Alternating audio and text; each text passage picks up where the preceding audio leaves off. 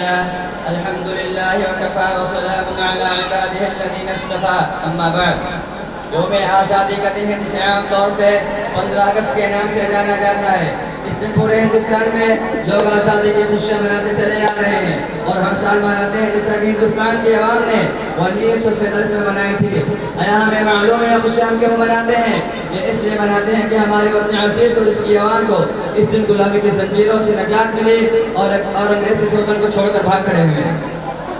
اس بات سے کسی کو بھی انکار نہیں کہ اس وطن عزیز کے لیے یہاں کی عوام نے جان و مال کا نذرانہ پیش کیا، لیکن اس دیش کی آزادی میں سب سے بڑا کردار ہمارے اسلاف علماء دیوبند کا ہے، جنہوں نے اس دیش کی خاطر صرف اپنی جان و مال نہیں بلکہ اپنے بیوی بچوں کو بھی قربان کر دیا۔ اس کی ایک لمبی تاریخ ہے، اگر سال بھر بیان کیا جائے تو نہیں کیا جا سکتا، تو اس مختصر وقت میں کیسے بیان کیا جا سکتا ہے؟ البتہ یہ بات ذہن میں رہے کہ اس دیش کی آزادی میں مسلمانوں کا سب سے بڑا کردار ہے۔ لیکن یہاں ایک سوال پیدا ہوتا ہے، کیا ہم آزاد ہیں؟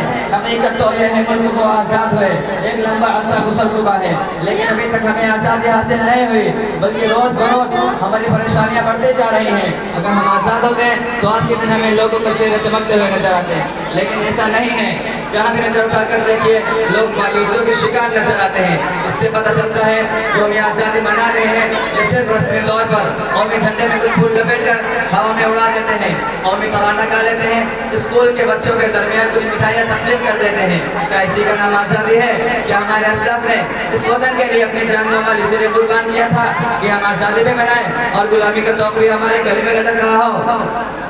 ایک دور وہ بھی تھا جب ہم انگریزوں سے ملک کی آزادی کے لیے کوششیں کی، اس کی یاد میں خوشیاں منا رہے ہیں۔ ایک دور یہ ہے جس میں ہمارا ملک بوسیدہ حالات سے گزر رہا ہے۔ فرقہ پرست عناصر اپنی عزائم کی تکمیل کے لیے یہ تو قانون کا خیال کر رہے ہیں اور نہ ہی انسانی تقاضوں کا۔ اسلام اور مسلمانوں کو ہر ممکن نقصان پہنچانا چاہتے ہیں۔ یہ لوگ تعصب پرست ملک کے غدار ہیں، یہ لٹیرے ہیں جو مدارس اسلامیہ، مساجد و مکاتب کے خلاف ایک منظم تحریک چلائے ہوئے ہیں۔ آپ جانتے ہیں جب سے بی جے پی کی حکومت بنی ہے اس کے بعد سے ہی مساجد و مکاتب اور مسلمانوں کے کردار کو مسخ کیا جا رہا ہے اور اسلامی تشخص کو ختم کرنے کی مہم میں زبردست اضافہ ہو چکا ہے۔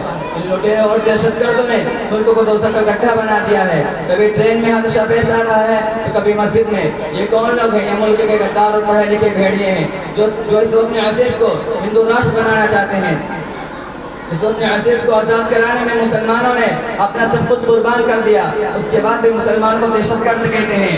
نہیں، انہیں معلوم ہونا چاہیے اگر مسلمانوں کی کاوشیں اور کوششیں اور اردو زبان نہ ہوتی تو انقلاب زندہ باد کا نعرہ نہ لگتا۔ ایسا خوبصورت روح کو گرما دینے والا اور خون کو کھولا دینے والا نعرہ کس نے لگایا؟ یہ نعرہ سب سے پہلے مولانا حسرت موہانی نے لگایا۔ جے ہند کا نعرہ سب سے پہلے عظیم اللہ خان نے لگایا۔ اس کے بعد بھی بے گناہ مسلمانوں کو قید کیا جا رہا ہے۔ حقیقت اگر اس ملک کا بغور معائنہ کیا جائے تو کتنے لوگ ایسے دکھائی دیں گے جو فاقے کے شکار ہیں، جنہیں 2 وقت کی روٹی بھی میسر نہیں ہو رہی۔ حالانکہ ہندوستان میں اتنا غلہ اسٹاک ہے، اگر 7 سال تک ایک بھی دانہ نہ ہوں گے تو بھی ہندوستان عوام کو غلہ دینے کی طاقت رکھتا ہے۔